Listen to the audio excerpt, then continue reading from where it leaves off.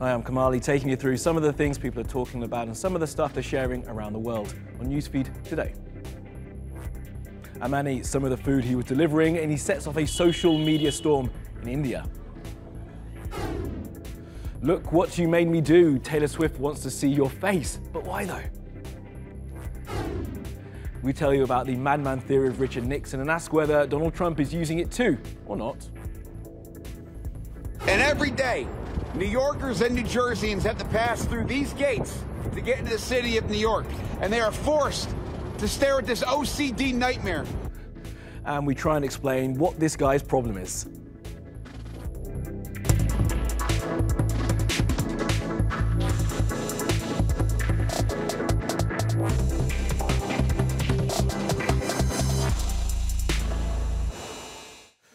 Well, at the top of our newsfeed, Zomato. Now, the food site are facing a backlash in India after sacking one of their delivery guys who was filmed apparently eating from the meals he was meant to be delivering. And social media did a big old 180 on this one, from hating on him for eating the food to feeling sympathy for him when he lost his job. Here's Nia. Food delivery app Zomato has found itself in a bit of a soup here in India after this video went viral, where you can see a Zomato delivery boy taking a couple of bites out of a package clearly meant for delivery for a customer. He reseals that pack after he's done eating and puts it back in his delivery box, ostensibly to be handed over to a customer much later. But this incident has invited a barrage of criticism for Zomato, with people like Shreya saying this is what's being done by delivery services like Zomato, saying how can we trust the food that you are delivering to us. You've got Ankit Jain putting out a very tongue-in-cheek tweet saying, I love how Zomato is keeping the quality of food delivery in check through tests like this. Samir saying, beware the next time you're ordering any kind of food online, you might as well be eating leftovers. Since then, Zomato has fired the delivery boy you can see in this video, and they've also put out this tweet saying what happened is unfortunate, and they're saying they take food tampering very, very seriously and will be introducing tamper-proof tapes in the future to ensure an incident like this is not repeated. But what started as criticism for Zomato has now turned tide overnight, with many people speaking in empathy and sympathy for that delivery boy who was sacked. Sahiba saying this is very depressing. It's what happens when you make people who can't afford a square meal a day keep handling mountains of food. Karthik saying something similar, saying it's sad people are angry at Zomato for food tampering and not for how they're overworking and clearly underpaying their staff, because of which they're having to resort to means like this. And another Twitter user saying that everyone knows how exploited delivery boys are in India, and there's so much competition that many of these guys can't even afford to sit down for a couple of minutes lest they miss a delivery. Whichever side of the argument you're on, this is certainly food for thought the next time you order food online. Now, Tay-Tay be taking pictures of her fans and stands to try and catch stalkers. It's being reported by Rolling Stone that Taylor Swift used facial recognition software at a show at the Rose Bowl back in May. Now, she set up a kiosk to show her fans footage of her in rehearsal, just the kind of content a crazed stalker would like. And the crazies didn't know there was a little camera in there recording their faces. Then that data was then checked against a list of Miss Swift's known stalkers. The report tells us nothing about what was done with the info and says Taylor Swift has not responded. Not that this kind of data harvesting is okay, but someone did recently break into her house, take a shower, and sleep in her bed for a bit, so maybe she's right to be concerned. Now, the Holland Tunnel is a major part of the traffic infrastructure in New York City, and now it finds itself the subject of a little social media campaign thanks to one guy and some lazy city employees. This is not right. It's not right. And this is the year that we change it.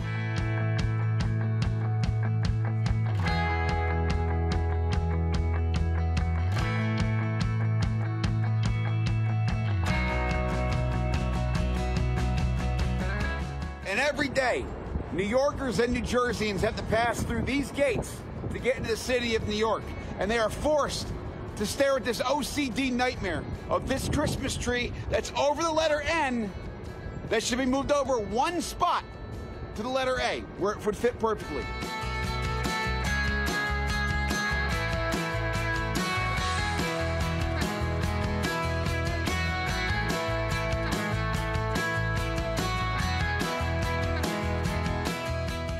wasn't right 10 years ago. It wasn't right 2 years ago. It's certainly not right this year. And this year, we're taking a stand.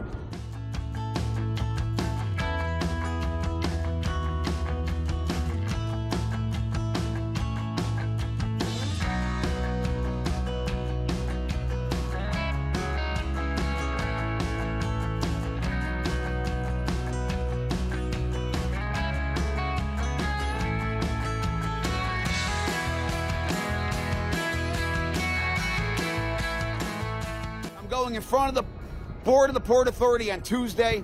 I have absolutely no clue what I'm going to say to them. I'm going to hopefully not sound like the McRib lady, even though I'm probably going to sound like the McRib lady, because who the hell in their right mind would ever care about this? And this is the year that we're going to try and make a difference for this city and for the world. Because when this tree goes over the letter A, this world is going to be a better place. I'm not joking when I say that. I really believe that. Not really, but, anyway. I wish him luck. Now, Donald Trump says and does some very strange things, I'm sure you will have noticed. But some have for a while suggested he's following in the tradition laid down by one Richard Milhous Nixon. Take a look at this. Donald Trump is one of the most controversial U.S. presidents in modern history. I think are the most reckless statements made by any American leader. How dangerous and erratic he is. His erratic behavior. Some have even questioned his mental fitness for the presidency. But he wants to know, is this president of sound mind? Explain this crazy behavior, but I can call it crazy. Is Trump really crazy, or is there a method to his madness? The madman theory was coined by former U.S. President Richard Nixon. He portrayed himself as unpredictable enough to use nuclear weapons in order to scare off enemy nations during the Cold War. So is Trump taking a page out of Nixon's playbook? Trump is not delusional. He's being very politically savvy. At home, Donald Trump often tends to divert attention from his politics to his personality. This enables him to set the frame and the tone of the conversation. Because what he says is and the journalists stand up and say, we are noble, we are honorable, how dare you, sir? And they take it personally. And now he's changed the conversation to not that his policies are silly or not working or any of those other things. It's all about the fight. Trump seems to follow a similar strategy abroad. He sets up the conversation through controversial statements, such as calling North Korea's president, Kim Jong-un, a little rocket man, thereby creating tension. North Korea best not make any more threats to the United States. They will be met with fire and fury like the world has never seen. He then signals his recklessness to his adversary. Unpredictable, unpredictable, unpredictable. But does Trump's strategy work? The US and North Korea started diplomatic relations for the first time since the Korean War. And after months of tariff wars, the US and China have reached a truce. Canada and other trade partners are trying to negotiate a new deal with the US. But apart from adversaries, Trump also uses his version of the madman strategy against his allies. I wanted to relate that, though, to the question of unpredictability. Yes, you want to be unpredictable with your adversaries, and you want to be highly predictable to your allies. He called NATO obsolete, tried to abolish NAFTA, and slapped tariffs on US allies, leaving his allies puzzled by his plan. So does being unpredictable give you the upper hand in politics?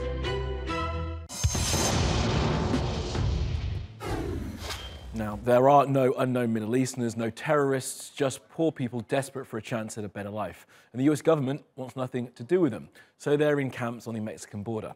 And now faith groups are being arrested for protesting about their treatment.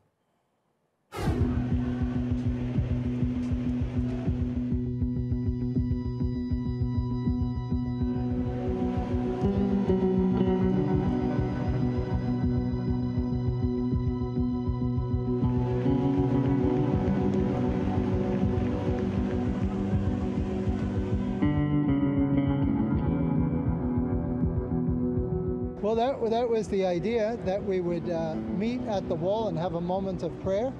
But unfortunately, the authorities of the U.S. were not in agreement with that.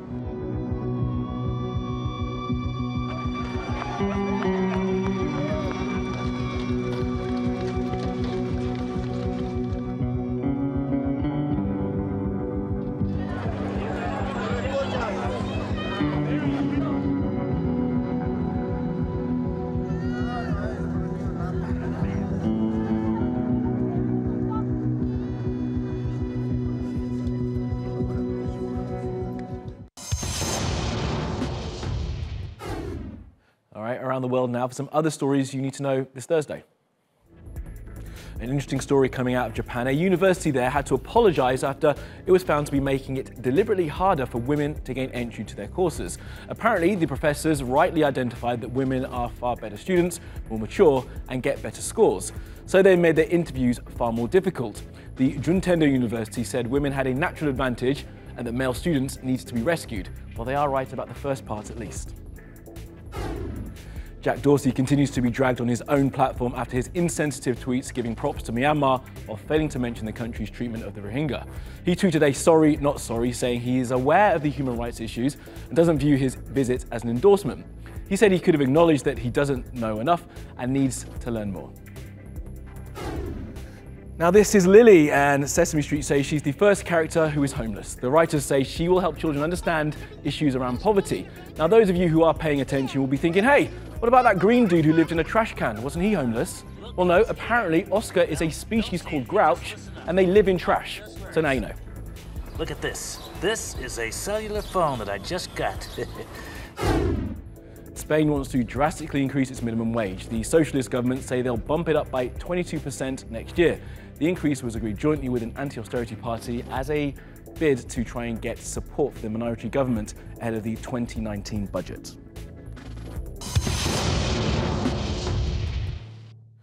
Well, as 2019 gets closer and closer, everyone from YouTube to Facebook are showcasing the year that was. That includes Google, who released their most search list of 2018. Take a look.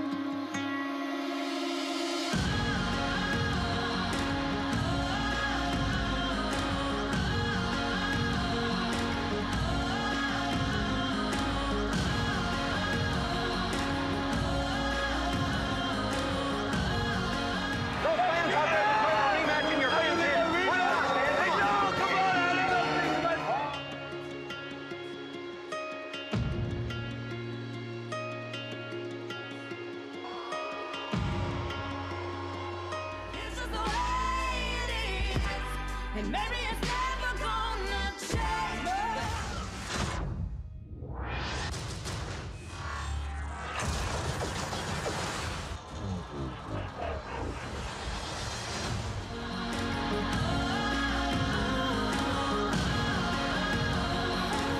Looks like a pretty good lash, right? This is a miracle rescue. He turns into the superhero. Set up this election, we've seen historic.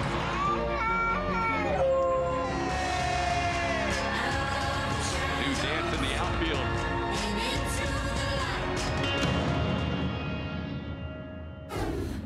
And last up, people in New York are really getting into the Christmas spirit. And for one guy, I mean getting into it literally. Now, he put on a tree suit and has been wandering around spreading holiday cheer. It was filmed by Joe Jonas, so now this video is viral. And the Jonas guy said it to everyone's best or worst Christmas song.